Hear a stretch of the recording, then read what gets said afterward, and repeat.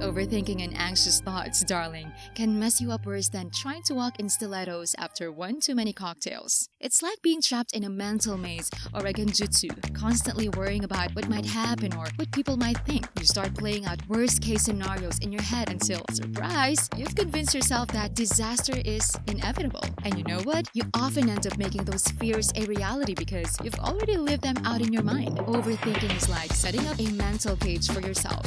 And honey, it's not a cute look. It can lead to some seriously messy consequences. Listen up, nobody really knows you. Everyone has a different version of you in their head. You think your mom knows you? Ask your sibling. They'll give you a completely different story about her. But who's right? Neither of them. Heck, even your mom probably doesn't fully understand herself. So, why are you overthinking what others think of you? They don't know you, they just know their experience of you. You've got your own experiences of people too, but that doesn't mean you truly know them.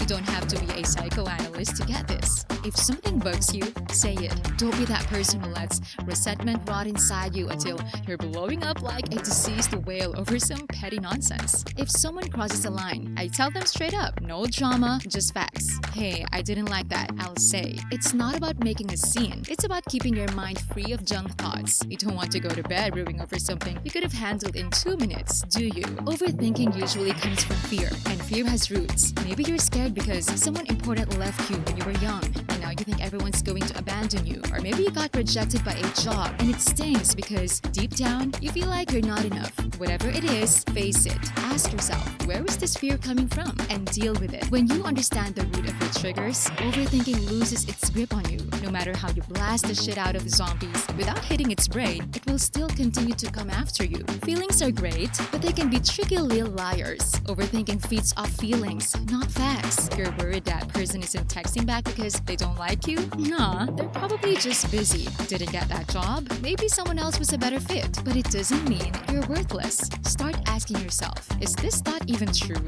It's like popping a bubble when a negative thought comes up. Poke it with a needle and move on. Kick the devil out of your left ear. Nobody's asking you to be a lone wolf, toughing out life's crap all on your own. If you're stuck in a mental spiral, reach out. Ask for help. It's not a sign of weakness. It's a sign of strength. I've been pulled out of dark places more times than I can count because I wasn't too proud to ask for a hand. And when you're overthinking, sometimes all you need is someone else's perspective to snap you out of it. No matter how hardcore of a Go Trek or Batman you are, having a Felix or a Robin to help you isn't a bad idea. Life isn't some chessboard where you control every move. Musashi started out trying to force his way through life, believing that strength and control were everything. But as his journey unfolded, he learned that true mastery wasn't about control. It was about letting go, understanding the flow, and moving with it. Life cuts you down, sharpens you, and forges you in the fires of reality. Whether you like it or not, you can't force your path. You have to let life carve its own way through you. One day, you look back and see that every slash, every scar was exactly what you needed to become who you were meant to be. Stop fighting the flow, embrace it. Forget about being perfect. You're not, and you will never be. Perfection is a myth, and chasing it will drive you insane. You're going to screw up. People will criticize you, laugh at you, maybe even hate you. So what? If you're waiting to be perfect before you do something, you'll never get anything done.